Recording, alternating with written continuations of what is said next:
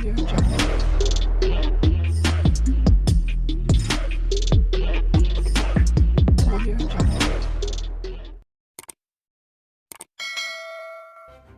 kasih karena memilih channel ini. Sebelum kita mulakan video ini, sila pertimbangkan untuk menekan butang like, share, dan subscribe, dan aktifkan butang lonceng Anda agar Anda sentiasa mendapat info-info percuma pada setiap hari dari channel kami. Dan tinggalkan komen Anda karena komen Anda amatlah dihargai.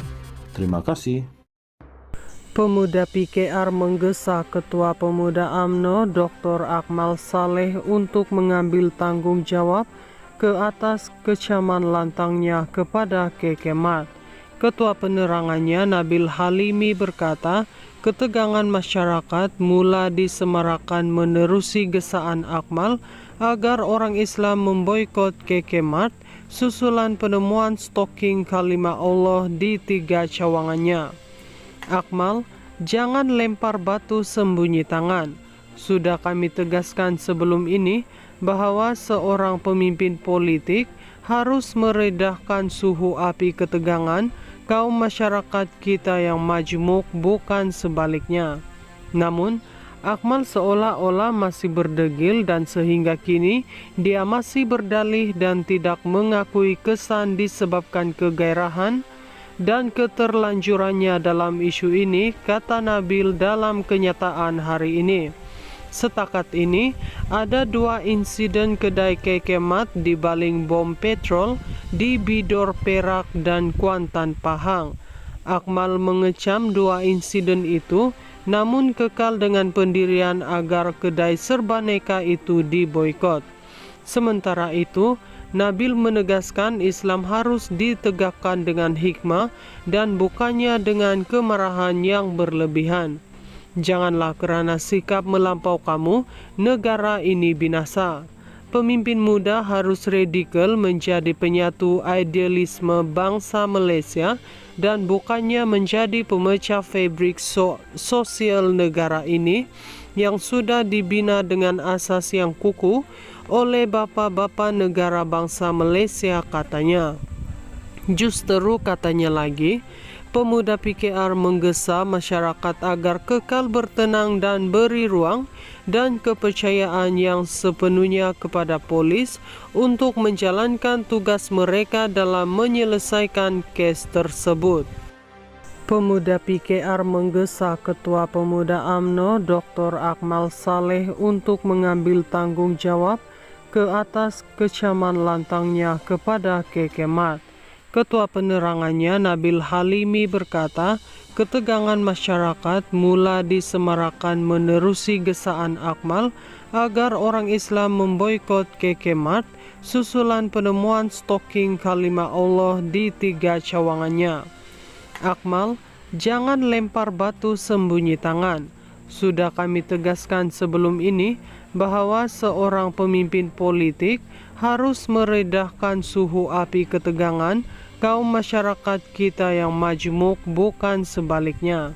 Namun, Akmal seolah-olah masih berdegil dan sehingga kini dia masih berdalih dan tidak mengakui kesan disebabkan kegairahan dan keterlanjurannya dalam isu ini, kata Nabil dalam kenyataan hari ini. Setakat ini, ada 2 insiden kedai Kekemat dibaling bom petrol di Bidor Perak dan Kuantan Pahang. Akmal mengecam 2 insiden itu, namun kekal dengan pendirian agar kedai serbaneka itu diboikot. Sementara itu, Nabil menegaskan Islam harus ditegakkan dengan hikmah dan bukannya dengan kemarahan yang berlebihan. Janganlah kerana sikap melampau kamu, negara ini binasa. Pemimpin muda harus radikal menjadi penyatu idealisme bangsa Malaysia dan bukannya menjadi pemecah fabrik sosial negara ini yang sudah dibina dengan asas yang kukuh oleh bapa-bapa negara bangsa Malaysia, katanya.